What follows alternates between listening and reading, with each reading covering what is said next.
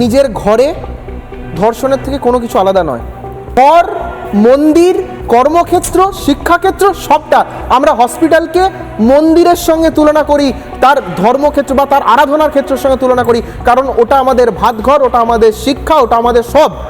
সেইখানে এই যে ধর্ষণটা হয়েছে না, তার থেকেও বড় কথা রক্ষক কি ভক্ষক। এখানে পোস্টমর্টম রিপোর্টটা আমি জানি, এখানে পুরো মিডিয়ার চ্যানেলে দেওয়া হয়নি কোনো জায়গায়।